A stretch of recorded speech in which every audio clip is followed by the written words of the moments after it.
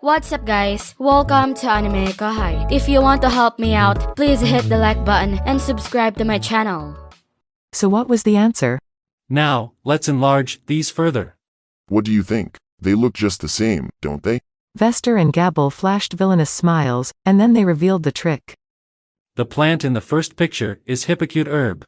The second one is a simple weed we picked from a lawn in town. Do they look the same to you? Vester's question made things begin to dawn on some of the audience. What they saw unnerved them.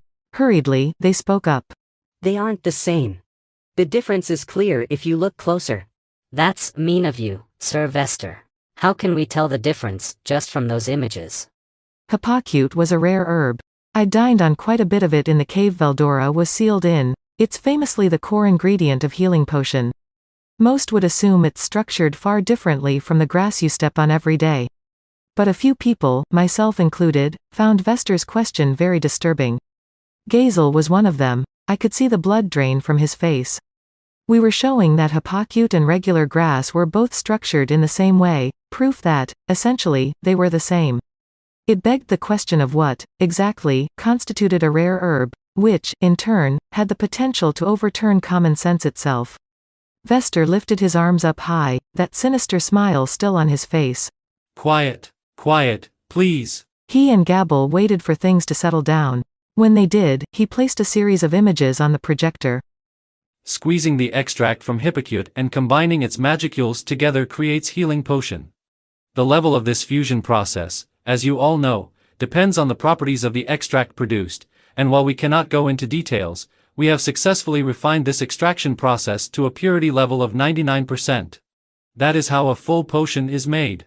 Through a variety of images, while still hiding the core technology, Vester explained the potion-making process. Now we move on to Hippocute leaves. Grinding these leaves and combining their magicules produces a salve that can close wounds, although the effect is not dramatic. This makes sense, since these ground leaves are simply the leavings from the extraction process. An image of a leaf filled the screen. The leaf was shown being ground, then mixed with the extract from before to create an ointment, the basic process behind it. Nothing unnatural. I didn't get where Vester was going with it. Now, everyone, look at this image. On one side, you had leaves from Hippocute herbs grown in our cave, on the other was regular grass. They looked totally different. There was no way they'd have the same organic structure, but as the images flashed by, changes began to occur on the Hippocute side. Do you see? I only came to notice out of sheer coincidence. Sir Rimuru has ordered me to work on our Hippocute cultivation project, but one day, I took an interest in the strained leaves from our extraction process. Making ointment from it is well and good, but it has to be kept under exacting conditions or it quickly loses its effect. Plus, compared to the liquid extract used to make potions, its effect is extremely weak. I didn't give it much thought, since we had other uses for the extract, but if you think about it, do we really need this ointment? So as I said, I began to look at the strained leaves. And then Gabil realized that the shape of these post-extraction leaves, now free of magicules, was different from the Hippocute currently growing in the cave. Shocked, Gabil decided to take more detailed records, resulting in the images he was showing us now. So at the conclusion of all this, we've found that, technically speaking, there is no such thing as a Hippocute plant. The plants we call Hippocute are actually mutations. Yes. Exclaimed an excited Vester. And it's not that Hippocute grows in magicule-rich areas, it's the magicule concentration itself that causes this mutation and creates Hippocute from simple grass. I could see why he was excited. Everyone who heard him immediately began talking. That's a major discovery. Sir Vester, this is not the type of thing to announce in a place like this. There could have been some more appropriate occasion. You must contact a scientific society or the like at once and follow the proper announcement procedure. It was chaos inside the room. Even those who didn't take much interest before couldn't stay silent now, and the audience members who had been paying attention from the start were even more astounded. It was beyond anything they imagined, and the "not the type of thing to announce" remark symbolized just how much it roiled the crowd. Gabil, too, had his eyes wide open, and even Elmesia and Errol were discussing matters with each other. I was surprised, too. I never gave it much thought before, but the way they put it, it made sense. It was pretty obvious, in fact. I doubted Veldora just happened to be sealed off in a cave full of hypocute herbs. If that was the result of a mutation, or a plant evolution, that was more convincing. And once all the magicules were extracted from this plant during processing, its shape went back to the plain old grass it once was. The dried, strained samples projected on the screen made it obvious that they shared the same organic structure as regular grass. In which case, no wonder Gabil thought potions could heal swords.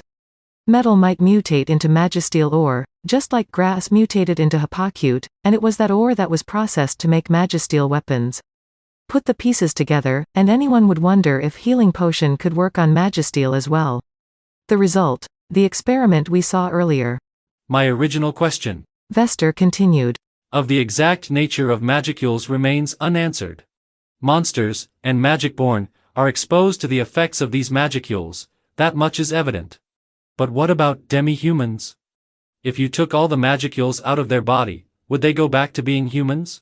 I have boundless questions along these lines, but investigating them could prove fiendishly difficult. Despite this, we intend to continue our research, and in this land, where some of the world's greatest minds are gathering, we promise to keep pursuing the answers. And with that, we close our science presentation. To everyone who came out to attend, thank you very much. Gabil and Vester bowed and spoke in perfect sync. They must have worked the presentation out in pretty deep detail. I don't think this was the first time they'd run through this lecture. The content, however, was excellent. I had left it all to them, but it really grabbed your attention, and what's more, it spread the word about great discoveries while keeping all the key parts a secret. Most important of all, we didn't have to worry about anyone copying our technology with what we revealed. Changing the nature of plants with magicules was a grand discovery, but it wasn't something other nations could easily replicate. They could experiment with it, but it wouldn't let them mass-produce hypocute or anything. Our position of superiority remained firm, and our research continued. As Gabil said, great minds were gathering here, and we'd have more before long. In a land so blessed with magicules as this one, we could do all the experimentation we wanted. Overall, this scientific presentation was a major shock to the attendees. After a morning spent enjoying fine music, this afternoon stimulated their intellectual curiosities. I'd leave it to the audience to decide which was more enriching, but given how much interest both events generated, I'd definitely call them a success.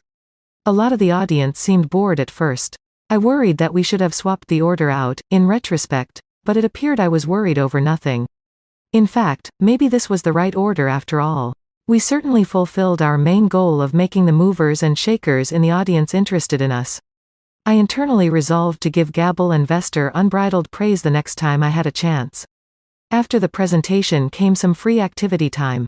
A number of our VIPs would relax at our salon, while others would peruse our food stalls incognito. A few would savor the hot spring bath, and others would enjoy checking out our amusement facilities. Each one of them had their own guide, so they were free to pursue their own interests. They were all abuzz about the concert and science presentation, too, reportedly spreading praise about them to everyone they spoke to around town. As I watched them take in the festival, I saw Arnaud and Bacchus come up to me, looking concerned. We need to talk. Arnaud whispered to me. It sounded like something important, so I brought Benimaru and Xian along and guided them to a room in the reception hall. There we saw Luminous. I'd suspected we would, given how agitated the paladin seemed, and I was right. She was in her maid dress, seated with her legs crossed. The juxtaposition of her pale skin and the black garter belts and stockings was, frankly, hot. Arnaud and Bacchus stood bolt upright behind her. The sight of them serving this maid was a surreal role reversal, but it actually fit her well. Luminous's powerful aura at work, I imagine. Now, She began before I could talk or even sit down. we have a treaty of non-aggression in place, but that will not be enough. I always knew she was impatient, but not this impatient. Exasperated, I helped myself to a chair. Something told me I wasn't about to get invited to a seat. Not enough how? How else? It lacks interaction. If we cannot make contact with each other, how will we ever have interaction? I don't see why we can't. I organized the situation in my mind as I thought over what Luminous meant. As she said, there was a non-aggression pact between the Holy Empire of Lubelius and Tempest. The Western Holy Church was a part of Lubelius, which also helped boost our position with the Western nations. I really appreciated that, but in terms of interaction, she was right, we had virtually no diplomatic relations. We were just too physically distant from each other. There was no national-level trade. Any circulation of goods was left to market principles, with whatever merchants or nations wanted to be involved. We weren't completely cut off from trade, though. I had actually asked Mjolmile to send a few traveling peddlers in their direction. Why wait for Lubelius when we could take action ourselves? We were conducting basic market research, and I had already gotten a report of products and goods that the Holy Empire specialized in. That report told me that Lubelius was an agricultural giant, producing great quantities of crops, primarily wheat, and exporting much of it to the Western nations. I looked at a sample, and it was very high quality, tasty, too. I was hoping to import some, in fact, but as mentioned, the distance involved made it tough. Before we started talking about more formal trade, I wanted to see that problem dealt with first. So that's where we were now. I wanted to deepen our relations in the future, but if you asked me what could be done right this minute, I couldn't give you anything. You inconsiderate Claude. Or are you toying with me? No, that's not it at all. Luminous gave my harried reply an irritated sigh. When I say interaction, I mean cultural interaction. Frankly, I underestimated all of you. The people under our protection in Lubelius lack a great deal in the way of artistic talent. Meanwhile, although I expected little, your musical presentation earlier was impressive. I have reconsidered my views of you today. Whoa, heaps of praise. She had a few kind words for me as we passed each other earlier, but I guess she really did like the concert. That, and now I understood her. Today's musical performance finally made her recognize our talents. I imagined Luminous had some kind of musical band, and presumably she was talking about an international exchange with its members, to help improve both of us. There are some among the vampires who are artistically inclined.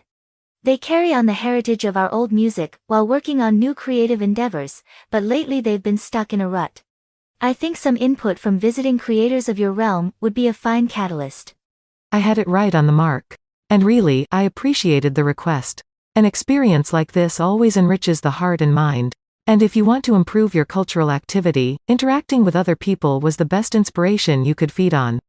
I like that idea. We couldn't ask for anything better. I had no reason to turn her down, so I readily agreed.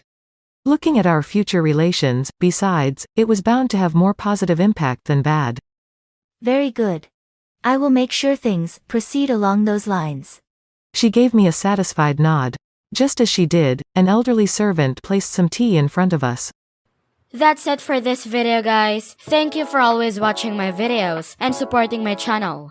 Shoutout to Autistic Lemur 420, Night Gazer, 04 Sarang, Kurt Iligan, Swarup Sagar, Ayush Kulu, JRDMPHX, Sean, Sovandai, and last but not least, shoutout to Spidey Grapple Master. I'll see you guys in the next video.